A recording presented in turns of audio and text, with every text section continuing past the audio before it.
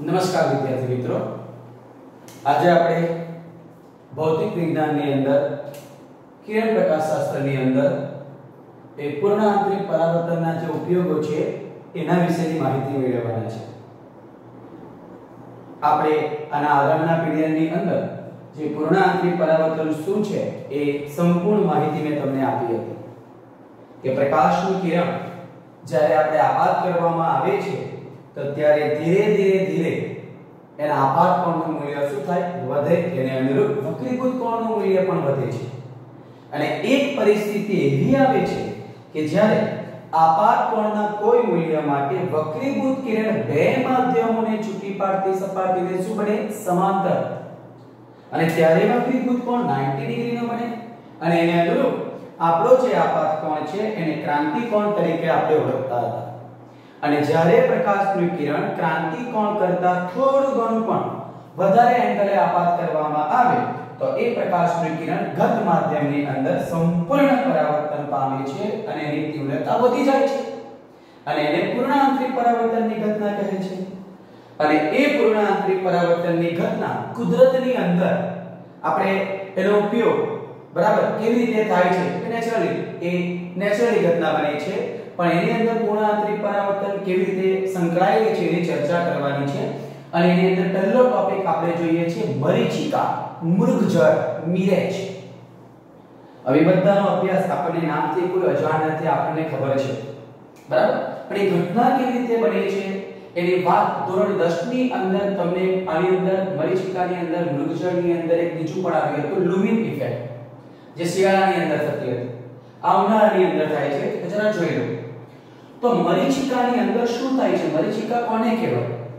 તો ઉનાળાની ગરમીની અંદર દિવસ દરમિયાન સૂર્યપ્રકાશ જમીન ઉપર પડે એટલે જમીનના સંપર્કમાં રહેલી હવા ગરમ થાય, હવા ગરમ થાય એટલે પાતળી બને, પાતળી બને એટલે ઘનતા ઘટે અને ઘનતા ઘટે એટલે એનો વક્રીભવનાંક ઓછો થાય છે. એટલે જેમ જેમ આપણે જમીનની સપાટીથી ઉપર જઈએ તેમ તેમ હવા જે છે એનું ઘટપણું થોડું વધતું જાય છે, પરિણામે એની ઘનતા વધે અને એનો વક્રીભવનાંક વધે છે. એટલે ઉપર વક્રીભવનાંક વધારે છે, નીચે વક્રીભવનાંક કેવો છે? ઓછો છે. અને જો માની લઈએ કે હવા સ્થિર હોય અને સ્થિર હવાની સાપેક્ષની અંદર આપણે જેમ જેમ જમીનની ઉપર જઈએ છીએ તેમ તેમ વક્રીભવનાંકની અંદર વધારો થાય છે.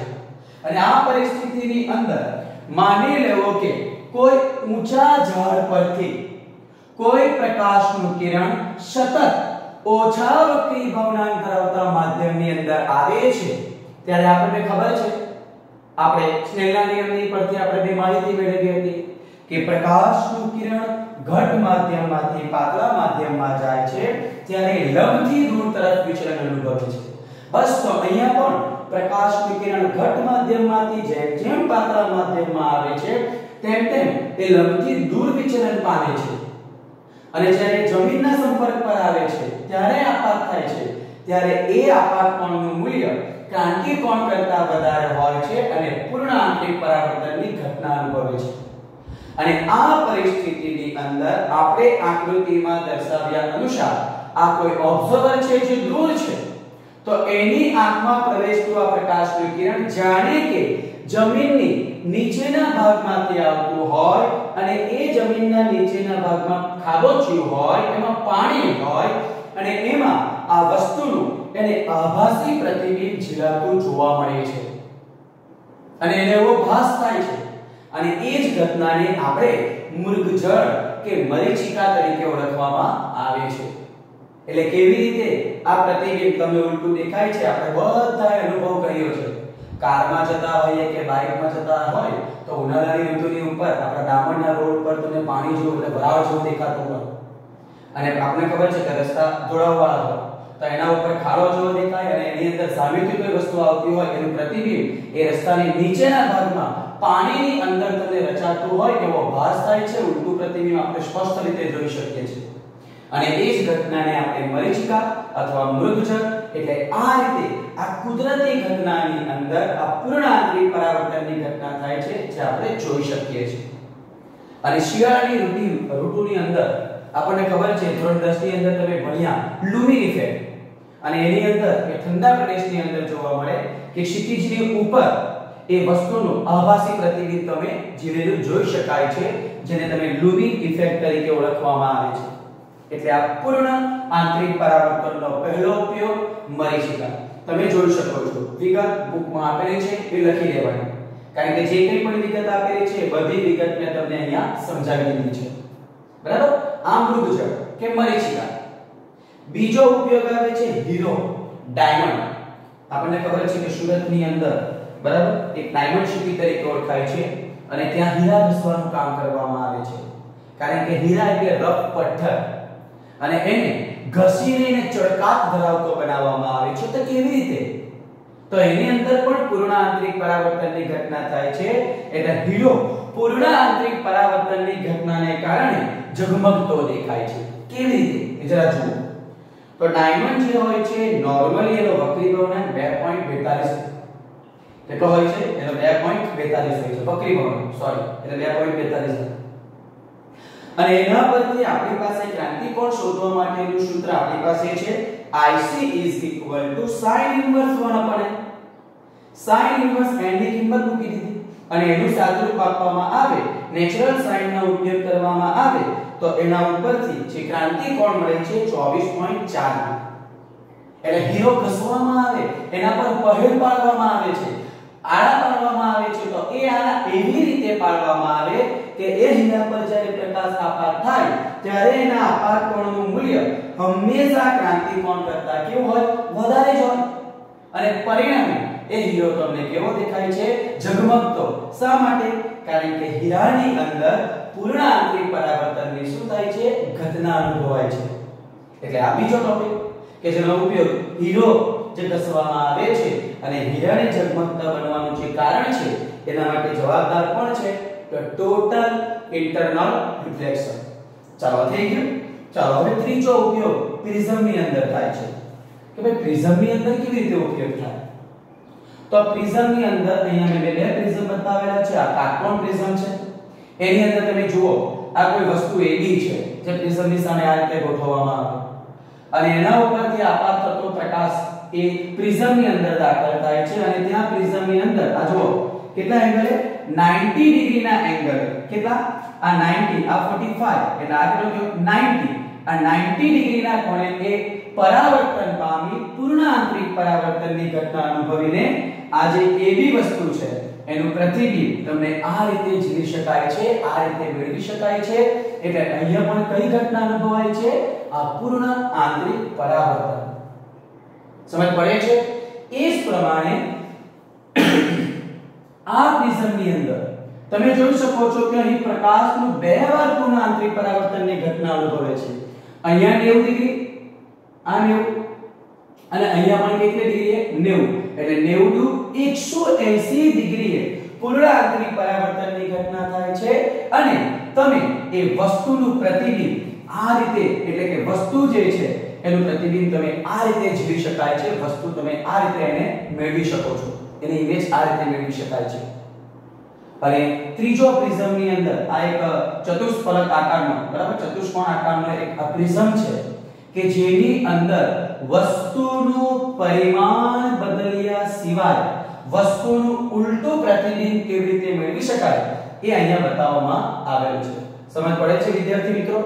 એટલે આ રીતે આ પ્રિઝમની અંદર પૂર્ણ આંતરિક પરાવર્તનની ઘટના બને છે, અને એને અનુરૂપ વસ્તુનું પ્રતિબિંબ તમે આ રીતે મેળવી શકો છો. અને હવે આ વ્યવહારની અંદર મેડિકલ ટેકનોલોજી અને કોમ્યુનિકેશનની અંદર જેનો ખૂબ જ બહોળા પ્રમાણમાં ઉપયોગ થાય છે એવો ઓપ્ટિકલ ફાઇબર્સ. તો ઓપ્ટિકલ ફાઇબર એ પણ પૂર્ણ આંતરિક પરાવર્તનની એક ઉપયોગિતા છે. એ કેવી રીતે? તો સવાલ પૂછાય કે ભાઈ ઓપ્ટિકલ ફાઇબરનો સિદ્ધાંત, એનો રચના અને એનું કાર્ય અને એનો ઉપયોગ આપણે જે વાત કરવામાં આવે એ કેવી રીતે વ્યાખ્યાયિત કરી શકાય? બરાબર. ચાલો તો આપણે આ પૂર્ણ આંતરિક પરાવર્તનની આપણે આ છેલ્લી એપ્લિકેશન જોઈ લઈએ છીએ, ઓપ્ટિકલ ફાઇબર. શું છે ઓપ્ટિકલ ફાઇબર? તો પહેલા તો આપણે ઓપ્ટિકલ ફાઇબરની વાત કરવામાં આવે તો એનો પ્રિન્સિપલ, એનો સિદ્ધાંત કે આ જે ઓપ્ટિકલ ફાઇબર છે એ પૂર્ણ આંતરિક પરાવર્તનના સિદ્ધાંત ઉપર કાર્ય કરે છે. બરાબર છે. ઓપ્ટિકલ ફાઇબરની વાત કરવામાં આવે તો એનો સિદ્ધાંત તમારે લખવો હોય તો એ કોના ઉપર કાર્ય કરે છે? આ પૂર્ણ આંતરિક પરાવર્તનની ઘટના સાથે સંકળાયેલો છે. બરાબર છે. હવે એની વાત કરવામાં આવે તો એની રચના કેવી રીતે કરવામાં આવે તો ઓપ્ટિકલ ફાઇબરની બનાવટ જે કરવામાં આવે છે એ ખૂબ જ ઊંચી ગુણવત્તા ધરાવતા આ ફ્યુઝ ગ્લાસ કે ક્વાર્ટઝ માંથી એની બનાવટ કરવામાં આવે છે. શું કહેવામાં આવે છે? પહેલા કે પૂર્ણ આંતરિક પરાવર્તનના સિદ્ધાંત ઉપર કાર્ય કરે છે. એની બનાવટ, એની રચના કેવી રીતે કરવામાં આવે છે તો આ જે ઓપ્ટિકલ ફાઇબર, પહેલા તો ઓપ્ટિકલ ફાઇબર એનું જે પરિમાણ છે એ આપણા વાળની સાઈઝનું હોય છે, એટલો પતલો હોય છે, પણ એ આપણે ખાલી આકૃતિમાં એને આ રીતે દર્શાવવામાં આવે છે. બરાબર? તો એ ઓપ્ટિકલ ફાઇબરની રચના, એની બનાવટ કેવી રીતે કરવામાં આવે છે તો ખૂબ જ ઊંચી ગુણવત્તા ધરાવતા ફ્યુઝ ગ્લાસ કે ક્વાર્ટઝમાંથી એની બનાવટ કરવામાં આવે છે. બરાબર છે. અને દરેક ઓપ્ટિકલ ફાઇબર ચોક્કસ પ્રકારનું ગર્ભ અને ચોક્કસ પ્રકારનું આવરણ ધરાવે છે. જરા જોઈ લો. આ ઓપ્ટિકલ ફાઇબરની રચના બતાવેલી છે. એમાં આનો આ ગર્ભ ભાગ કહેવાય, મધ્ય ભાગ કહેવાય અને એના ઉપર આ આવરણ લગાવેલું હોય છે. અને એ આવરણને આપણે ઓળખીએ છીએ ક્લેડિંગ. શા માટે ક્લેડિંગ કરવામાં આવે છે? તો આ જે ઓપ્ટિકલ ફાઇબર હોય છે એ ચિકાસ ધરાવતો હોય છે અને એને જમીનની અંદર જ્યારે રાખવામાં આવે છે ત્યારે એના ઉપર આ અશુદ્ધિને કારણે એ પ્રકાશનું વારંવાર એની અંદરથી જ્યારે પ્રકાશ આ રીતે જુદી જુદી સપાટી પર આપાત થાય છે ત્યારે એ દરેક જગ્યાએ એનું શોષણ થાય અશુદ્ધિને કારણે. અને શોષણ થવાથી લાંબા અંતર સુધી આપણે પ્રકાશ મોકલી શકાતો નથી કારણ કે અહીંથી પ્રકાશ બહાર નીકળી જાય. પણ જ્યારે આ ઓપ્ટિકલ ફાઇબરના ગર્ભ ભાગની ઉપર જે વક્રીભવનાંક એનો વધારે હોય અને એના ઉપર જે ઓછા આ જે ગર્ભ ભાગ છે જે દ્રવ્યમાંથી ઓપ્ટિકલ ફાઇબર બનાવવામાં આવ્યું છે એનો જે વક્રીભવનાંક છે એના કરતા ઓછા વક્રીભવનાંક ધરાવતા દ્રવ્યનું અહીંયા શું કરવામાં આવે છે? ક્લેડિંગ કરવામાં આવે છે, આવરણ ચડાવવામાં આવે કે જેથી પ્રકાશનું આ જે વારંવાર શોષણ થતું હોય, જે વ્યય થતો હોય તે અટકાવી શકાય છે. બરાબર? એટલે રચના કેવી રીતે કરવામાં આવે છે કે ઓપ્ટિકલ ફાઇબર ખૂબ જ ઊંચી ગુણવત્તા ધરાવતા ગ્લાસ ફ્યુઝ ક્વાર્ટઝમાંથી બનાવવામાં આવે છે અને એ ચોક્કસ પ્રકારનો ગર્ભ અને આવરણ ધરાવે છે. અને ખાસ કાળજી લેવાનું, ગર્ભ ભાગનો વક્રીભવનાંક જે દ્રવ્યમાંથી બનાવવામાં આવે એનો વક્રીભવનાંક મોટો લેવામાં આવે છે, જ્યારે એના ઉપર જે આવરણ ચડાવવામાં આવે છે, ક્લેડિંગ કરવામાં આવે છે એનો વક્રીભવનાંક પ્રમાણમાં નાનો હોય છે. બરાબર? ચાલો હવે એ જે વાત કરવામાં આવે તો એ કાર્ય આપણે જે વાત કરવાની છે કાર્ય કેવી રીતે કરે છે તો મેં આ એક ઓપ્ટિકલ ફાઇબરની રચના બતાવી છે કે ઓપ્ટિકલ ફાઇબરની અંદર પ્રકાશ ઓપ્ટિકલ ફાઇબરના કોઈ એક છેડેથી એવી રીતે દાખલ કરવામાં આવે છે કે જેના પરિણામે આ જે પ્રકાશનું કિરણ છે એ ઓપ્ટિકલ ફાઇબરની લંબાઈની દિશામાં વારંવાર પૂર્ણ આંતરિક પરાવર્તન અનુભવે છે. જોઈ લો, પૂર્ણ આંતરિક પરાવર્તન અને ત્યાર પછી બીજા છેડેથી એ શું થાય છે? નીકળી જાય છે. શું કહેવામાં આવ્યું છે કે પ્રકાશનું કિરણ કોઈ ચોક્કસ આપાત કોણે આ ઓપ્ટિકલ ફાઇબરના એક છેડે આપાત કરવામાં આવે છે અને એ લંબાઈની દિશામાં એ લંબાઈ પર વારંવાર એનું પૂર્ણ આંતરિક પરાવર્તન થાય છે અને બીજા છેડેથી શું થાય છે? નિર્ગમન પામે છે. આપણે એવી વાત કરી દીધી છે. અને ઓપ્ટિકલ ફાઇબર જ્યારે બનાવટ કરવામાં આવે ને તો એની અંદરની બાજુ એની બનાવટ જ એવી રીતે કરવામાં આવે કે આ પ્રકાશનું કિરણ અહીં અંદરની સપાટી પર આપાત થાય અને ત્યાર પછી એ અહીંથી પરાવર્તન પામીને જ્યારે બીજી સપાટી પર આપાત થાય છે અહીંયા, ત્યારે આ બીજી સપાટી પર આપાત થાય છે ત્યારે આ આપાત કોણનું મૂલ્ય હંમેશા એના ક્રાંતિ કોણ કરતા વધારે જ મળે. પરિણામે એક પૂર્ણ આંતરિક પરાવર્તનની ઘટના અનુભવે છે. શું કહેવામાં આવ્યું કે આ ઓપ્ટિકલ ફાઇબરની રચના એવી રીતે કરવામાં આવે છે કે અંદર દાખલ થતું પ્રકાશનું કિરણ જ્યારે બીજી સપાટી પર અંદરની બીજી બાજુએ આપાત થાય છે ત્યારે આપાત કોણનું મૂલ્ય એના ક્રાંતિ કોણ કરતા વધારે હોય અને કઈ ઘટના અનુભવે છે પૂર્ણ આંતરિક પરાવર્તન અને લાંબા અંતર સુધી પ્રકાશ એને આપણે પ્રસારિત કરી શકીએ છીએ બરાબર અને આ ઓપ્ટિકલ ફાઇબરને આપણે વાળી દેવામાં આવે તો પણ પ્રકાશ એની લંબાઈની દિશામાં લાંબા અંતર સુધી એ પ્રસારિત થઈ શકે છે એટલા માટે એનો ઉપયોગ ઓપ્ટિકલ નળી તરીકે પણ આપણે કરી શકીએ છીએ આ એની રચના છે બરાબર છે કે એની જે બનાવટ કરવામાં આવે છે એની વાત કરી દીધી અને આ જે આપણે વાત કરી અત્યારે તેનું કાર્ય છે બરાબર રચનાની અંદર શું વાત કરી ખૂબ જ ઊંચી ગુણવત્તા ધરાવતા ફ્યુઝ ગ્લાસ અથવા તો ક્વાર્ટ્ઝમાંથી બનાવવામાં આવે છે ગર્ભ એનો જો વક્રી ભવનાંક છે એના કરતા એના ઉપર જે આવરણ ચડાવવામાં આવે એનો વક્રી ભવનાંક ઓછો હોય છે કાર્ય શું કહેવામાં આવ્યું કે પ્રકાશનું કિરણ બરાબર એક છેડેથી એવી રીતે આપાત કરવામાં આવે છે કે ઓપ્ટિકલ ફાઇબરની લંબાઈની દિશામાં એનું વારંવાર પૂર્ણાંતરિક પરાવર્તન થાય અને ત્યાર પછી બીજા છેડેથી શું થાય છે નીકળી જાય છે એની બનાવટ આપણે એવી રીતે કરવામાં આવે છે કે કોઈ એક બાજુ પર અંદરની બાજુ પર આપાત થતું પ્રકાશનું કિરણ જ્યારે બીજી બાજુ પર આપાત થાય છે ત્યારે પૂર્ણાંતરિક પરાવર્તનની ઘટના અનુભવે છે એને વાંકો વાળવામાં આવે તો પણ પ્રકાશ એની બનાવટ જ એવી હોય છે કે વાંકો વાળીએ તો પણ પ્રકાશ પૂર્ણાંતરિક પરાવર્તનની ઘટના અનુભવીને બીજે છેડે આપણે એને મેળવી શકીએ છીએ એટલે એનો ઉપયોગ ઓપ્ટિકલ નળી તરીકે થાય છે આ એનું કાર્ય ચલો આટલું કાર્ય પછી એનો ઉપયોગ ક્યાં થાય છે તો હવે એનો ઉપયોગ બરાબર ધ્યાનથી સાંભળી લો